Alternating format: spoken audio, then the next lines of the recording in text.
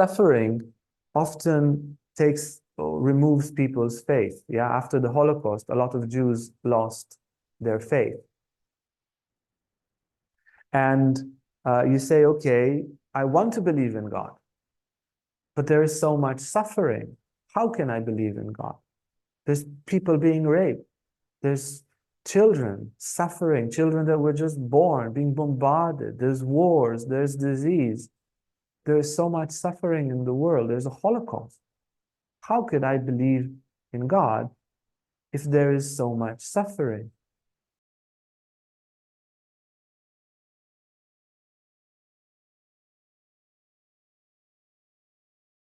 So the shift or the victory of Christ is an inner victory inside of all of us.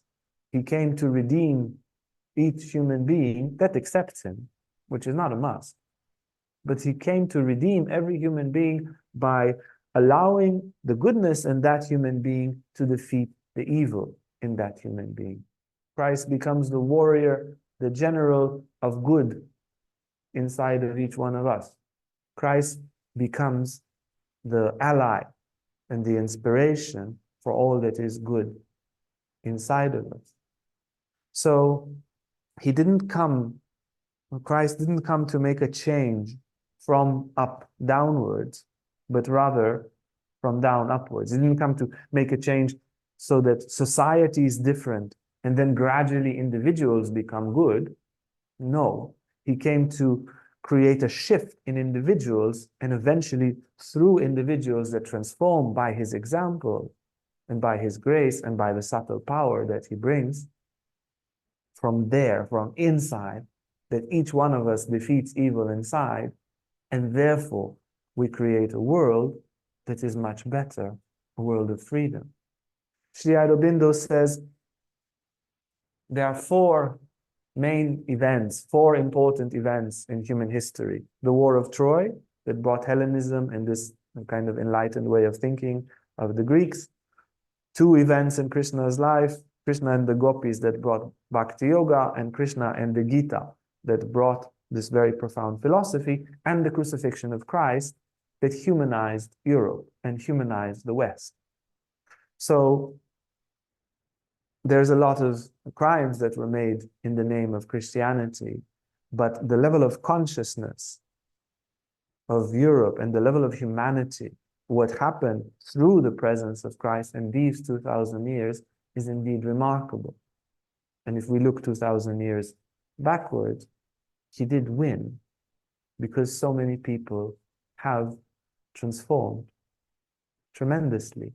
You see, the philosophers of morality, of human rights, and so forth, they said, well, the entirety of Western morality and human rights comes from the concepts of justice of Moses and Judaism and the mercy of Christ. First hospitals, all of that, through the grace of Christ. Now, he came to do this inner triumph inside using four different means. Before Christ, and also in the absence of Christ, for people who don't receive Christ, there is a risk that making a sin, making a mistake, suffering, having human conflict, and dogma, all these four things will make us spiral down, will make us escalate. And Christ, through the example of his life, and also through the occult power, his life was like a ritual. It created like a subtle pathway where things can be transformed tremendously inside. He created these four fundamental transformations. One is that sin becomes the grandfather of virtue. Sin itself becomes virtue if one has Christ in their heart. Yeah, this is a quote from one of the great Christian monks that says, sin is the grandfather of virtue. Suffering, instead of losing faith in suffering, it becomes an act of love and of self-sacrifice. conflicts. Instead of having an eye for an eye and a tooth for a tooth, they serve as a possibility for us to transcend ourselves through forgiveness, and that the religious dogma is replaced by a genuine soulfulness. Now let's look at them a little bit one by one. Before Christ and in the absence of Christ, we make a sin, we make a mistake, we hurt someone, we take what is not ours, we take a system out of balance. Yeah, it's a mistake, and then from the mistake, very often we can become ashamed, and from the shame we hide ourselves, we become unconscious, and then from there more and more sin, more and more mistakes appear. Yeah, you know this situation, no? When you make a mistake and then you try to hide it. When we make a mistake and then we feel, oh, I'm so horrible. Then anyway, I just continue like this. I just continue making mistakes because I'm so horrible. And what Christ has done, what he made possible, is that now I made a mistake. Yeah, I've hurt someone. I've hurt someone repeatedly. I can mix my mistake with his grace, and I'll be forgiven. And he says, or it is written on Christ in the Bible, in Isaiah 53. He says, surely he is borne our transgressions, and by his wounds we are healed. Somehow, by him being crucified and carrying all the sins that were before and all the sins that will come after, there is a possibility in the universe that was not there before, that you make a mistake, one, you take Christ in your heart as the second, and then you are forgiven. The weight of your sin is gone, and you are transformed. You see, if it's a system, yeah, of parts in a whole, if every part is identified with the whole, like we have in the body, everything functions very well. Everything functions in harmony. But then, if the liver takes too much blood, if the liver takes too much oxygen, it needs to be compensated. The whole body becomes sick, and the liver becomes sick because the body becomes sick. We make a mistake as a part, and that mistake takes the whole out of balance. And that imbalance is something that we need to pay out as a part. We ate more of the cake than is our part, and so we need to somehow pay for that. And then instead of having this debt stand as a disconnection of our being as the part from the whole, those who take and has taken refuge in Christ throughout the centuries are forgiven. And then in that forgiveness, it doesn't mean, okay, yeah, then I hit a person, now I'm forgiven, tomorrow I hit another one, again I pray to Christ, again I'm forgiven, tomorrow I can hit 3 people because anyway I'm forgiven. There is a process, the process of repenting, where one is praying for forgiveness, that the origin, again, mixing one's heart with the heart of Christ, that the origin of evil inside of us, that particular evil that makes us hit people, that particular evil that makes us steal, that makes us lie, that makes us be hypocritical, that particular seed is dissolved when we ask for repentance. And then we just pay for one sin, not for 100. We hit 100 people, and it would take 50 lives for us to be clean. But through Christ, you can do it in a few months or in a few days, depending on the intensity of the faith and the heart communion and the weight of sin and all the negative karma that it creates is gone. And in this way, there is like, okay, you want to be forgiven. There is a highway that is created through Christ, through his crucifixion, and so forth. This is one of the most essential ingredients of Christian theology.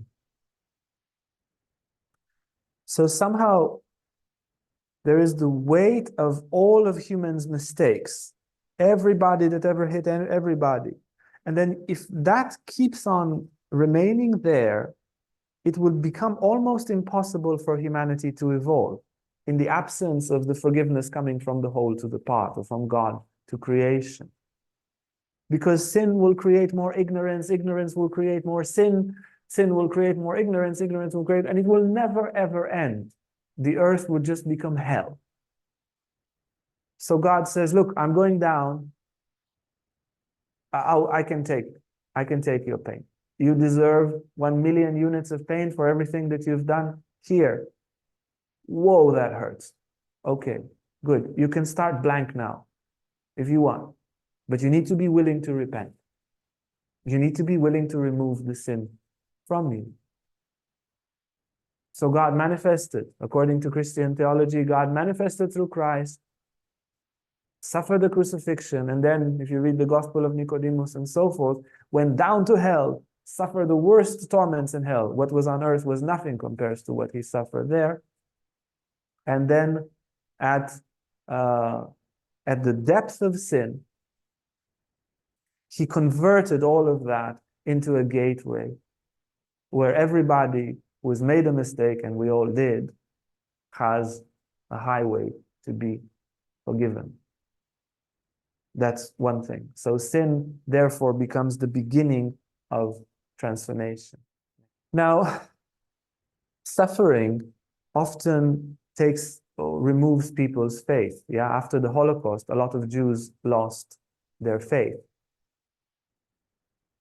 And you say, okay, I want to believe in God, but there is so much suffering. How can I believe in God? There's people being raped. There's children suffering, children that were just born, being bombarded. There's wars, there's disease. There's so much suffering in the world. There's a Holocaust. How could I believe in God if there is so much suffering? And what Christ came to teach is that if you suffer with an altruistic attitude, if you suffer with heroism, with selflessness for others, then the suffering itself, which is a very intense experience, becomes an act of spiritual evolution. It lifts our being way and beyond. You see,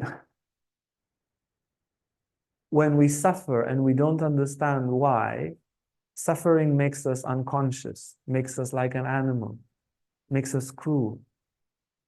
But when there is a profound soulful understanding, then the suffering itself becomes a measure of depth, a measure of great occult power, and dissolves the egoism, the selfishness inside of us. Nietzsche said that the person who has a how can take any why. Yeah, if you know why you're doing it. And Frankl in the Holocaust said they can take anything from you, but they cannot take the attitude that you have. And he brought people in the Holocaust to change their attitude towards being a prisoner in the Holocaust, and saved a lot of lives because people were rising in this way. So Christ had this attitude in front of suffering: forgive them, Father, for they don't know what they're doing.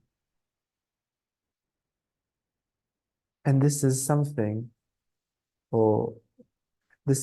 that can be applied by all of us. And whatever it is that we are suffering is incomparable to the crucifixion. And by covering so deep into the suffering, he gives an example how one can transcend oneself through suffering in this loving and conscious way. The next thing that Christ shifted was this escalation that can occur, a kind of spiral down that can occur when there is a conflict and we retaliate in an egoistic way.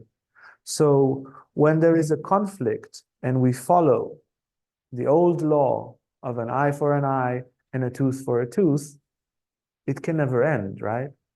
You take out another eye and you take out another tooth. You take out another eye, you take out another tooth, and it doesn't have an end. But if we're able to forgive, if we're able to truly forgive, we bring a stop to all that escalation. If we only take in consideration, okay, this is the law, this is what is right. Somebody took out my eye, I take out his eye. Somebody hit me on the left, I hit him on the left. Somebody hit me on the right, I hit him on the right.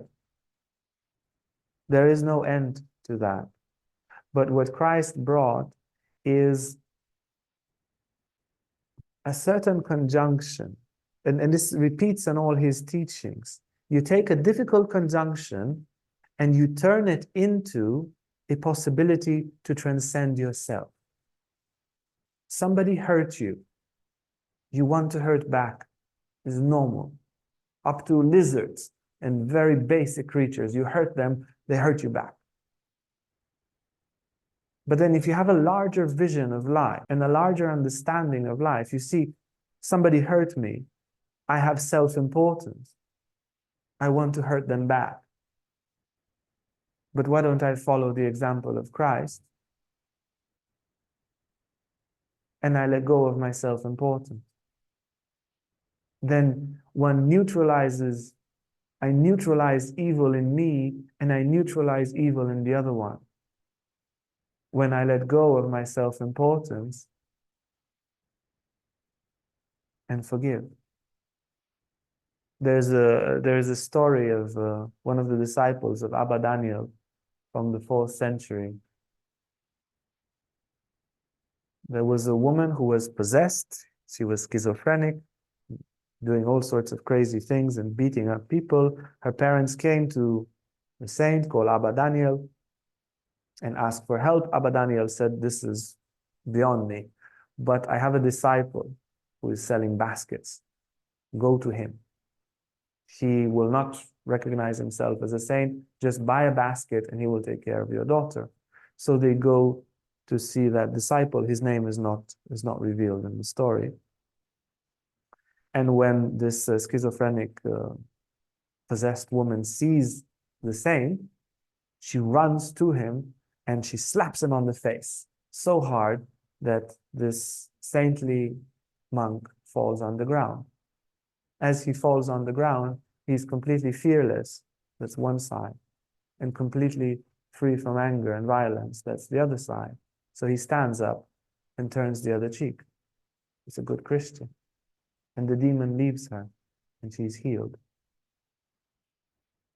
You understand, if he were just to hit her back and she would hit him back, it doesn't have an end.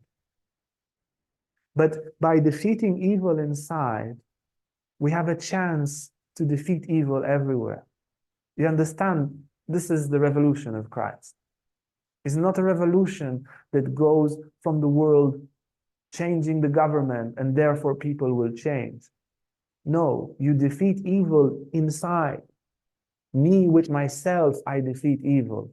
That's the teachings of Christ. And when I defeat evil inside and somebody slaps me on the face and I don't retaliate with violence, I defeat the violence inside of him, or at least I give a major blow to the evil in that person, as later on Gandhi and Martin Luther King and Nelson Mandela did, each one in their own way, following this essential Christian message.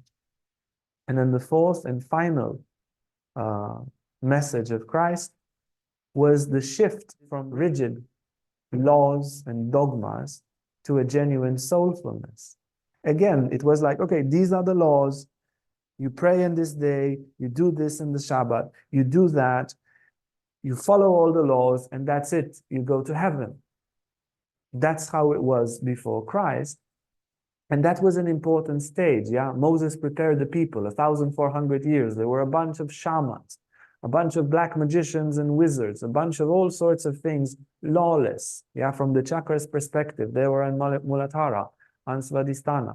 Very strange people, and they couldn't just rise to the heart. They needed a very long preparation. So 1,400 years they were prepared by the laws of Moses. And from the beginning, he says, this is just level 1. There will come a Messiah, and there will be a level 2 of the teachings. So 1,400 years they prepared with justice and justice and justice, an eye for an eye, a tooth for a tooth, respect, and so forth. And then Christ comes and he turns the tables. And he says, now enough with the laws. Now love. Enough with having society from the outside impose an order. Now it's time for people to take responsibility on their heart.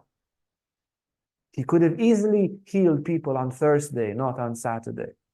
But he deliberately did it on Saturday. He could have easily just healed the Jews. Why did he heal the non-Jews? It was considered blasphemy. He could have easily followed the laws, but he didn't, deliberately, so that his life becomes a testimony. That you do not find the kingdom of heaven by following something that's rigidly written in a book. You find it by finding the own soulfulness and your own heart. You don't find, and you will never have a triumph of good outwardly if you don't have a triumph of good inside. He came to break the rules and to bring aspiration and freedom for people to find a soulfulness inside. Repeat or breaking the repetitive dogmatic laws. And it was standing as a symbol of the movement, moving from the virtue of obedience to books into a spontaneous virtue of a living soul. So Christ lived the life that he lived and had the triumph that he had by bringing tens of thousands of saints and millions and maybe billions of people to have a triumph of goodness inside because they heard the story, because they were touched by the story, because they love him, because they feel him, because they pray to him, because they repeat his name. Goodness is awakened inside of them as a result of their free choice, not as a result of something that is imposed. And as such, his mission continues. Hey guys, if you like this video, make sure to like and subscribe to our YouTube channel for more content on spirituality, Tantra and more. And if you want to sign up for our online classes or for our retreats, you can see our website on the description below.